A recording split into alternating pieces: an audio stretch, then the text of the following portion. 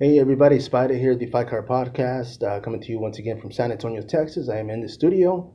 Wanted to go over the PFLMMA card that happened yesterday. Now, this was the finale for 2021, and it was a good one, man. I mean, a lot of good matchups. I wanted to start off with the preliminary card, of course. Don McGee, he defeated Nathan Williams. This was via rear naked choke. Round two, Julia Budd, the Jewel, of course, defeated Caitlin Young. This was via unanimous decision. Now, Caitlin Young, this is her second loss in the PFL promotion. Julia Budd was actually making her debut in the promotion. Julia Budd, I wanted to say she's actually fought the who's who in MMA. The lady is 38 years of age. And not to say she's older, because this lady is tough as nails, man. And I mean, her only three losses. Cyborg was her last one. She lost to Ronda Rousey and UFC title holder Nunez. So no slouch, man. So great job. Caitlin Young, I'm pretty sure she still has one or two fights in her contract. So we'll see where she goes from here. Um, the next one up was actually Jordan Young. He defeated Omari Akhmedov. This was via TKO round three. The fight itself was back and forth. I was watching it. I enjoyed it. Curious to see where they go from here, man. Omari, of course, this guy's tough as nails, so it's only a matter of time before he jumps back on in the winning streak. Now going up to the last fight in the preliminary card, Antonio Carlos Jr. defeated Martin Hamlet. Now this was a light heavyweight final fight. Like I said, it was for the PFL MMA promotion. Both guys, of course, trying to make a name for themselves. Antonio's one notch closer to the possible run for the $1 million contract and title. So we'll see how that goes for him in 2022. Now the main card is exciting, man. I had a blast watching this.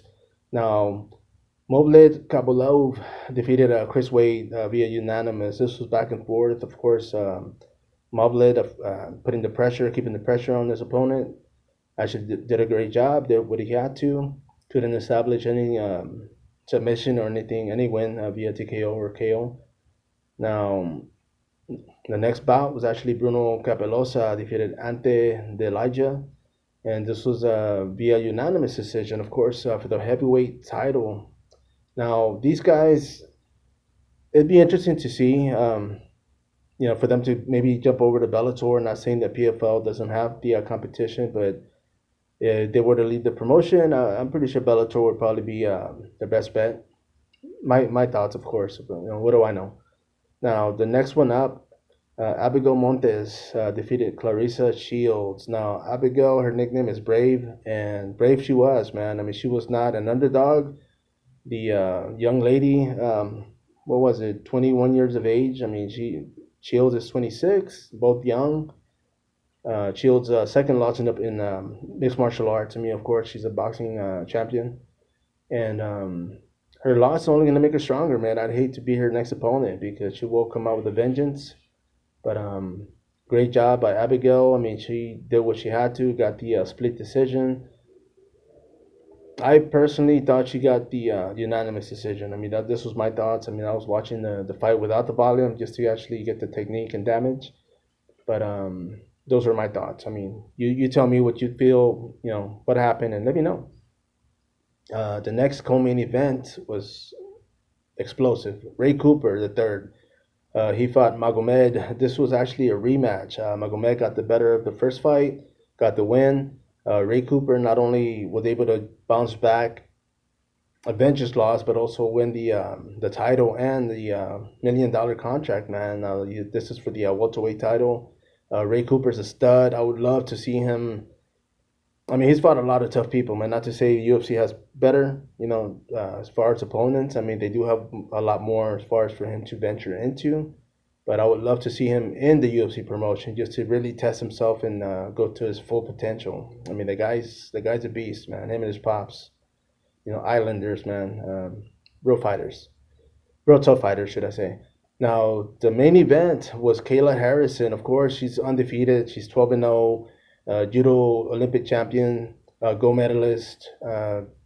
she won via armbar. I wasn't surprised. I'm pretty sure nobody else was. Now Taylor Guardado put up a hell of a fight, man. Tried to make it a dog fight. She was able to survive the first round. Harrison, of course, dominating and establishing her dominance, man, in the second round. Getting the armbar.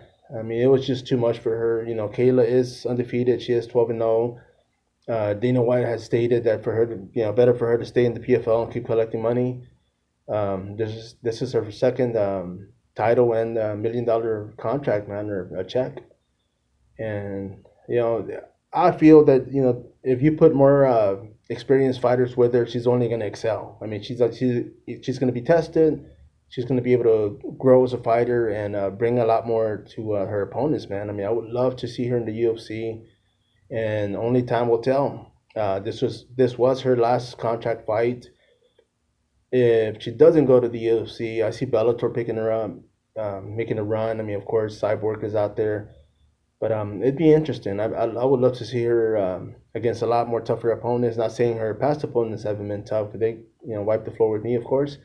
But those are just my thoughts. This was the 2021 PFL MMA Championship finale, and for those that watched, man, chime in. Let me know what you thought and who you would love to see these fighters face next. So once again, this is sPidA. You're watching DeFi Card Podcast. Until next time, follow up.